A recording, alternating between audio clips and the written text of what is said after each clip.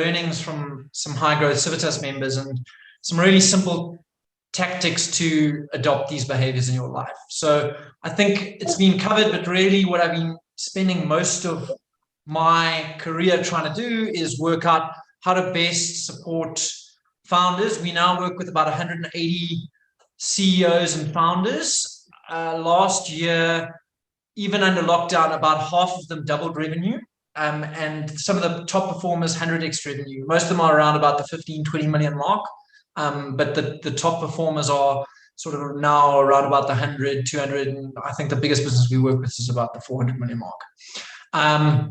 So the first, what I'm going to do is give you the concept, basically what it looks like, some sort of practical examples, how you would measure it, and then some practical strategies on each of those concepts.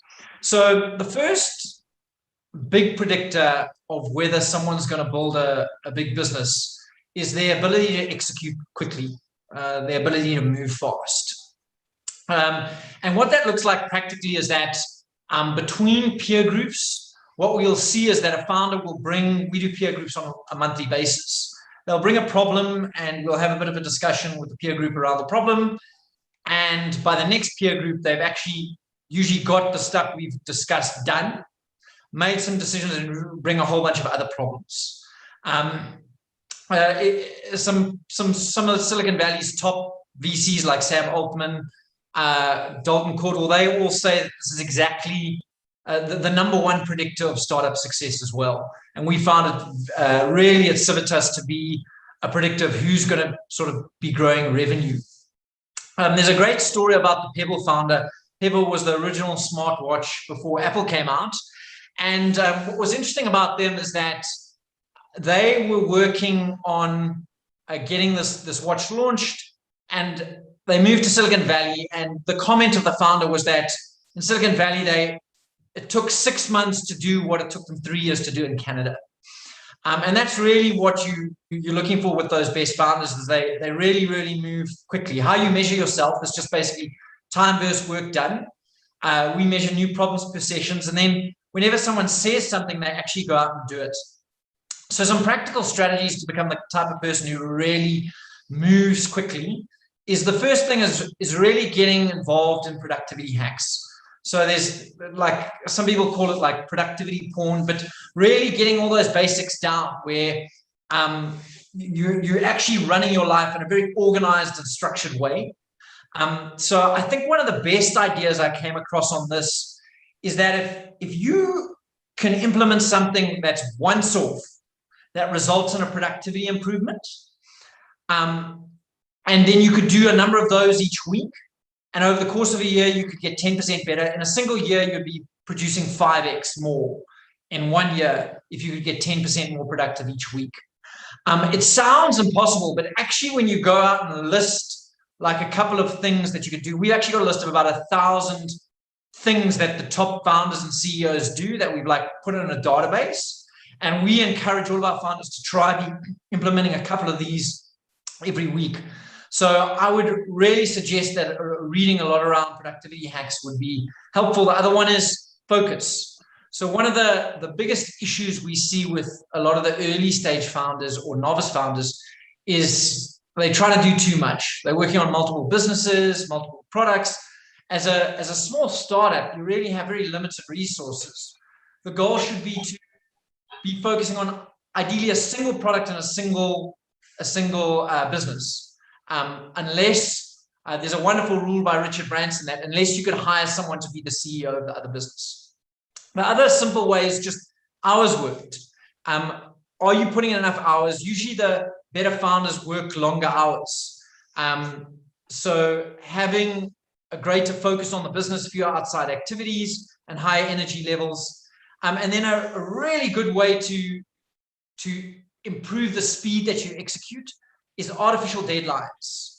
So basically having weekly deadlines that you would set up. So at Y Combinator, sort of the world's top accelerator, they initially got in these hard tech companies, and they would run the software companies on very strict guidelines where every week you would have an outcome that you had to hit.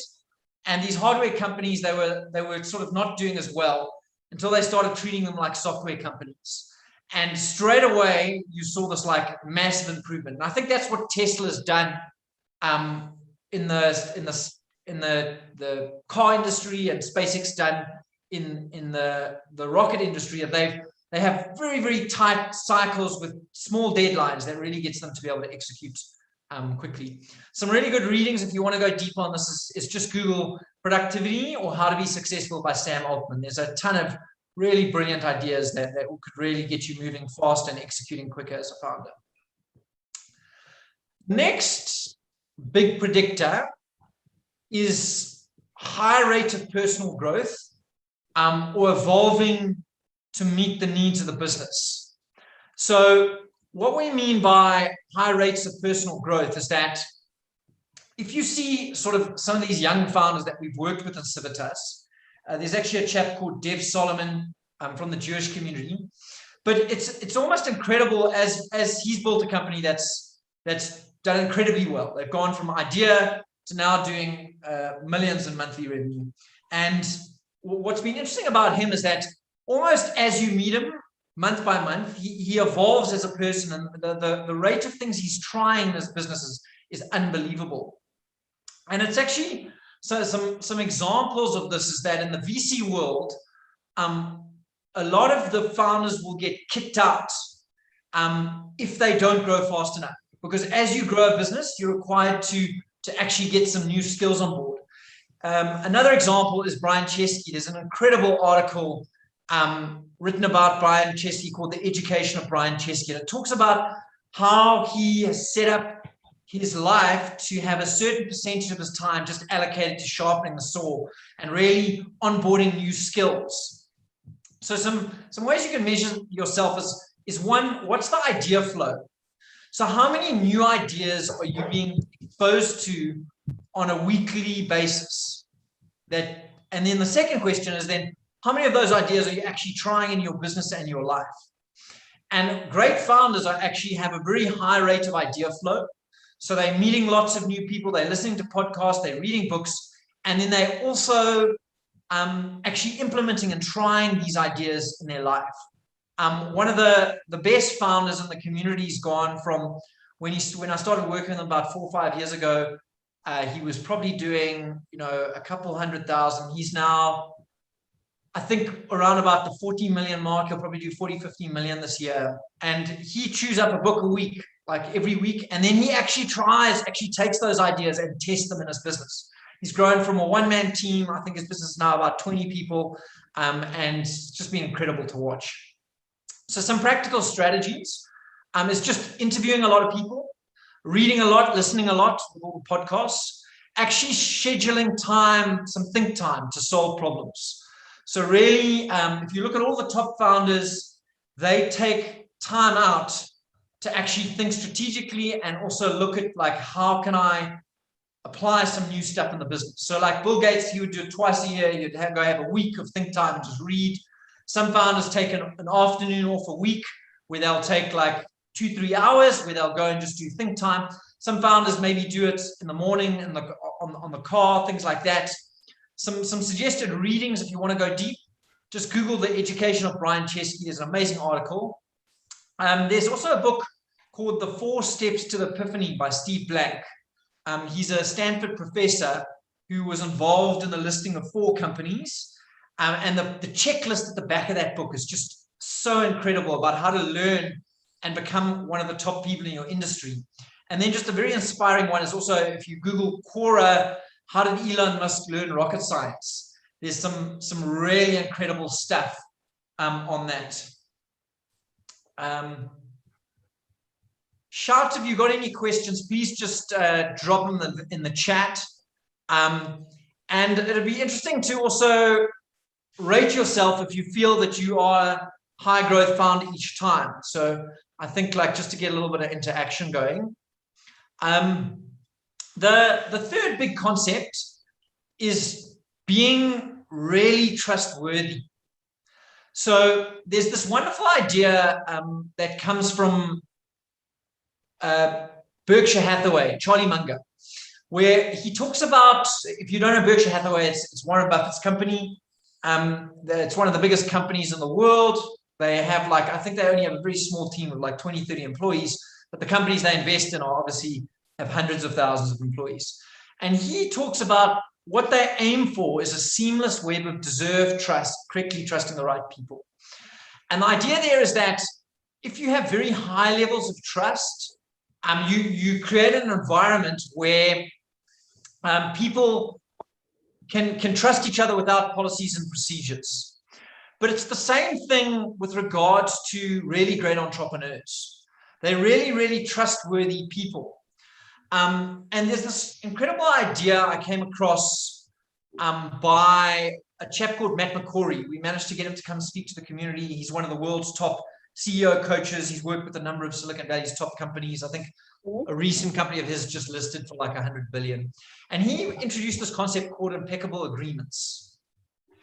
And the idea of impeccable agreements is that whenever you say something to anyone else, any form of agreement, commitment, you basically write that commitment down with a deadline. And the second you know you're not going to achieve that deadline, you let people know. And it's kind of incredible if you look at the best founders. If you're the type of person who always says what they do, once people really start trusting you, hello, and you develop this aura of formidableness. Sorry, Gary. Please, can we ask everyone to mute? Thank you. Sorry, I thought it was a question. So the way you would measure yourself, if you're the type of person who's really trustworthy, is are you ever dropping balls? Are you ever saying you're going to do something and not doing it? I'm sorry, I forgot, missed deadlines, showing up late to meetings. Anything like that would mean that you're probably breaking trust with your suppliers, your customers, your employees. So I think it's really important, if you're going to be a great founder, to practice impeccable agreements, set up your calendar management, that you're always on time, and get really good at saying no to things that are not a priority. Some really great readings about this whole trust concept is there's a brilliant book called The Speed of Trust, which goes into a lot of detail on this, by Stephen Covey. There's also Charlie Munger's speeches. If you give Charlie Munger's speeches a Google, he talks about the seamless web of deserved trust from Berkshire Hathaway, and then also impeccable agreements. There's some great stuff on that. And then Netflix also practice this. So there's a brilliant cultural deck which talks through the Netflix culture and how they make this a reality in their companies. The next one is to do really, really great work. So the concept there is your product or service an incredible product and an amazing experience for your customer?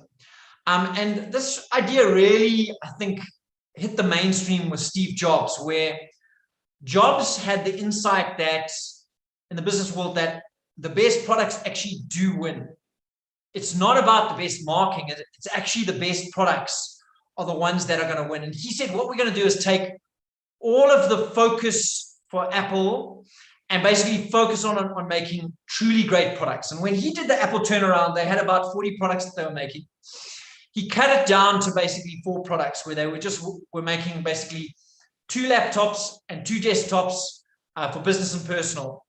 And they put all of the company's resources into just making 4 great products. And obviously that resulted in Apple going from near bankruptcy to one of the highest market cap companies in the world. Another really great example of this is Elon Musk, where Elon has built Tesla into the world's most successful company, a car company, the highest market cap.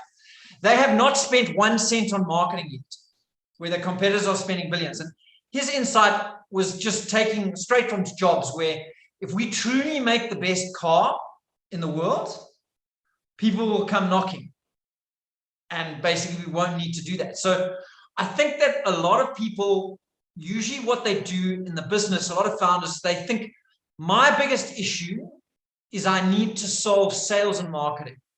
And they spend a lot of time on sales and marketing, where actually the real problem is they don't truly have a great product. Something that's really wow. And their time would maybe be better spent putting that time into actually improving the product and the experience to like blow customers away. So how do you measure yourself if you truly got a great product? One is retention. Or when you're working with customers, do they love you? Do you have incredibly high rates of retention? Do they all talk about how much they love you? Are you getting drowned in referrals? Or are you getting client drop-off?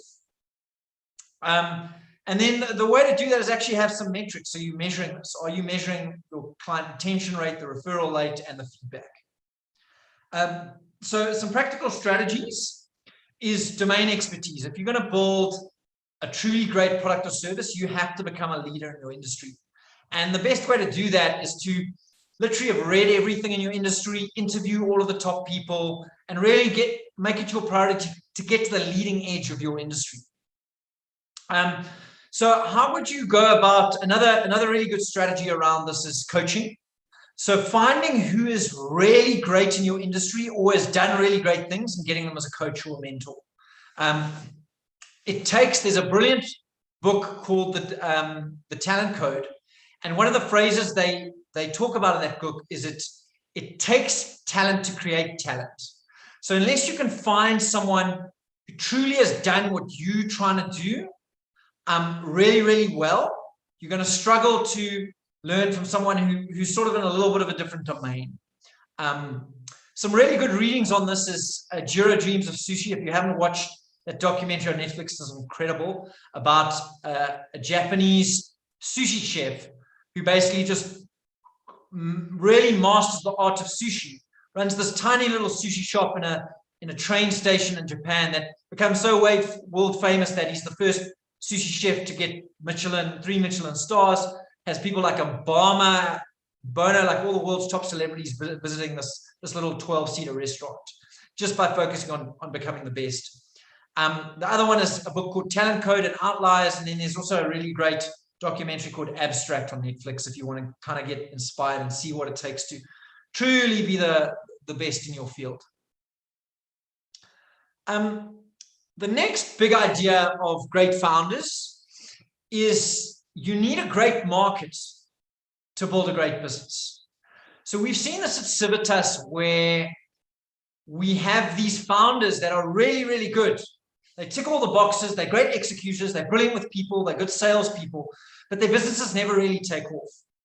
And the big issue there is that they're basically a great founder in a bad market. And this is very common trope if you chat to a lot of the venture capital investors, where what they'll talk about is that often the best performing businesses are not the best founders. So it seems very unfair, but often the best performing businesses are maybe where the idea's right, you've got the right market, and it's actually an average team, but they've got a really great idea. And often you'll have these brilliant founders, but the business doesn't really take off. And the way to make sure that you actually have a great idea is are you getting more customers every month? Like are you growing every month? If you're not, if you're really working hard and there's just no growth, maybe you really, after some time, have to look at, am I like barking up the wrong tree? Do I need a different idea and a different model? The next one is it easy to reach customers? Are they actually desperate for your product? If you selling to customers where you don't have a big differentiation in your product, there's no, they're really not that interested to speak to you. It's hard to sell to. There's not pain. There's not a budget there. Maybe you need to look at actually changing markets. The other one is market sizing. So some businesses can never grow into big businesses just because the market's too small. So what you would need to do is just a simple calculation of how many potential customers are there and how much money can you make from each customer. You do that simple calculation, and then can you actually become a 100 million rand business or a big type business? Another one is the customer problem. So Steve Blank has this brilliant pyramid in the book, The 4 Steps to the Epiphany, where he talks about basically what you have is a layer of customer. The first one is a customer that doesn't realize they have a problem. It's a bad customer to have. You have a customer that realizes they have a problem, but they're not actually taking action. You have a customer that realizes they have a problem and is taking action and is unhappy with the current solution. That's the type of market that you want to get to. If you're the type of company that's selling to a market where the customer doesn't realize they have a problem, or they have a problem and are not taking action, you're going to really struggle to get traction in the market. Some really good readings on this. If you Google the Startup Playbook by Sam Altman and the Mom Test, they'll go into detail around how you can actually find a market where it's filled with desperate customers and it's going to be easy to sell. Cool. The next one is communicate clearly. So the idea here is that if you're going to build a business, your ability to communicate is really, really important. And the reason being is that good communication is required for sales, for marketing, for managing people. So if you're going to be the type of founder who actually can do all of that successfully, you've got to be able to communicate really, really well. Some examples of this is if you just go watch, well, I'll tell you the Civitas example is that we'll do meetings to sign up members. And we meet with about 50 founders a month. And what's interesting is that the founders that are often struggling are the ones where in a 25-minute meeting, you actually can't get through everything. When you ask them a question, they give you these long-winded waffling answers. The really great founders, the people who've built 20 million, 50 million, 100 million businesses that you sign them up, they're usually so on point and efficient in their communication. And you can see this really, really well if you go watch some presentations by Warren Buffett or Elon Musk or Steve Jobs or Michael Sybil. Those are kind of my favorite ones, where what they're able to do is communicate really succinctly and on point and efficiently and in very simple language. So I would highly recommend that to learn this style of speaking is actually just go watch a couple of videos of them doing presentations. And you go watch Warren Buffett lecture at some of the university videos that he has there. And he takes these very complicated concepts and teaches them as though it was a 5-year-old. Same with Elon Musk when he does his presentations. The other really brilliant one of the best ones is Michael Sybil's presentation, Startups Made Simple and Easy, where he takes the complicated task of how do you start a high growth startup, and he just in a 15-minute presentation gives all the concepts in a super simple and easy to understand way. The next really good predictor of founders that are going to build big companies is their responsiveness. And by this, I mean, when you're dealing with that founder, do they respond to email, texts really quickly? Same day, worst case, ideally even multiple times a day. And you see this with the top Civitas members. The top Civitas members who are growing these hyper-growth companies that are doubling, tripling revenue every year. Usually they're very responsive on email or phone calls or texts. You message them, they come back, within a couple of hours. Same, Y Combinator, the top accelerator in the world, they have a similar type experience. Sequoia Capital, same experience for them. So how do you measure yourself? Is inbox zero every day? Are you getting through all of your emails and responding to everyone every day? And do you have a really good system to basically get back to people on phone calls and texts, so that when they're dealing with you, you're coming back same day to everyone? I would highly recommend a book called The Great CEO Within by Matt McCory, and he's got a great thing there on inbox zero on how you can set it up. Some other stuff that we found super, super helpful is there's an app called Superhuman, where it'll literally halve the amount of time that you're on email. And then a couple of basic hacks on setting up your email, things like auto advance, learning email shortcuts, and then just setting up like a WhatsApp system to basically ensure that you're responding to all of your WhatsApp timelessly. And the way I do it is basically just whenever I get a WhatsApp and there's a to-do, I always screenshot it and just email it to myself. So I never drop the ball if you can make an agreement on WhatsApp. The next one is connect and be nice. So it's kind of interesting where there's this trope of, especially I think in the very worky circles, that like capitalists are mean and take advantage of people. where the truth is really great. The best founders are really nice people. What we found is that some of the nicest founders that we've worked with are the actual best founders. So they're really easy to connect with. They're fun to be around. They're likable. They have really high EQ. And the reason being is that you need to be able to connect with people for marketing, product sales, hiring, management. It's all the ability to connect with people and be nice is at the core of building a good business. Some really good examples of this is there was a study done on high self monitors, and a high self monitor is someone who could basically like adapt their communication style to the type of person they're speaking with. And basically what high self monitors is that it kind of predicted whether they moved up the corporate ladder really quickly and became a top level executive or CEO. There's another study, which is probably one of my favorite books, called the Grant Study, where they followed 268 of Harvard's most impressive people in the 1940s. And they followed them their whole lives. And basically at the end of their lives, they scored the people on whether they had a good life based on were they successful in their career? Did they have a happy marriage? Did they have lots of friends? Did they contribute? Were they happy and healthy? Did they live a long life? Like a whole bunch of kind of predictors.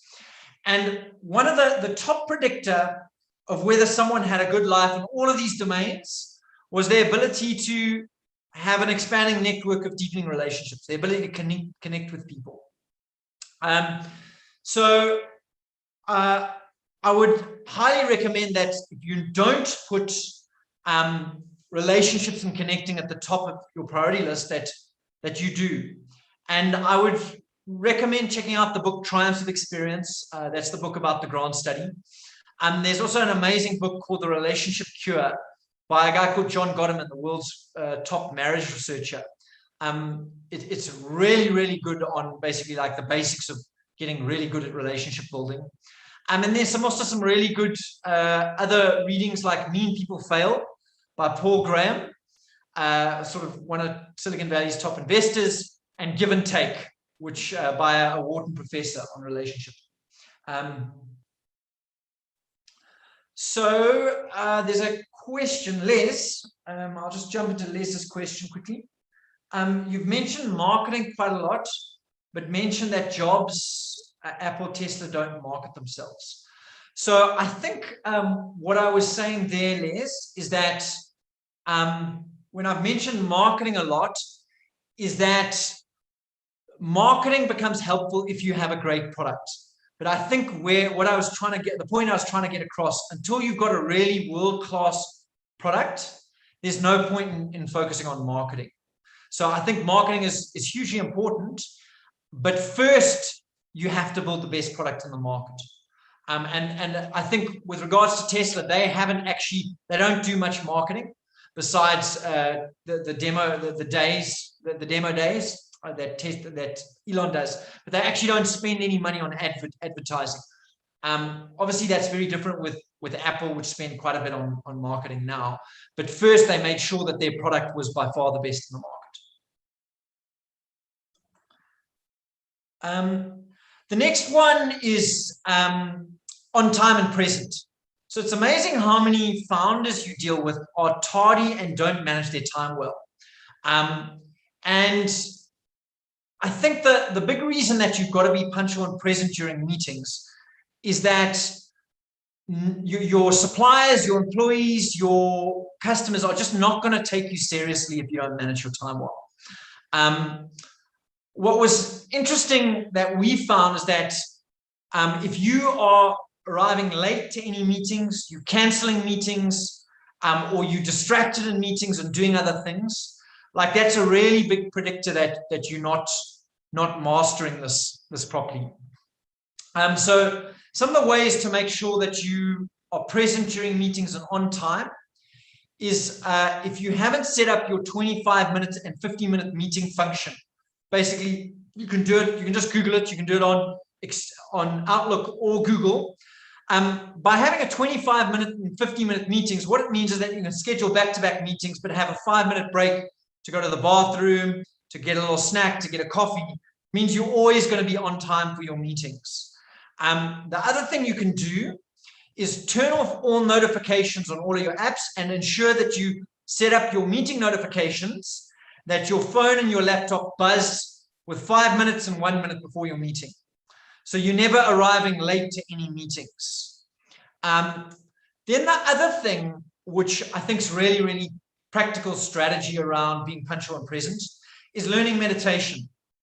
Tim Ferriss, kind of like a famous thought leader in this whole startup world space, wrote an interesting book called Tribe of Mentors, where what he did is he did 400 interviews with some of the top entrepreneurs in the world and top performers in the world.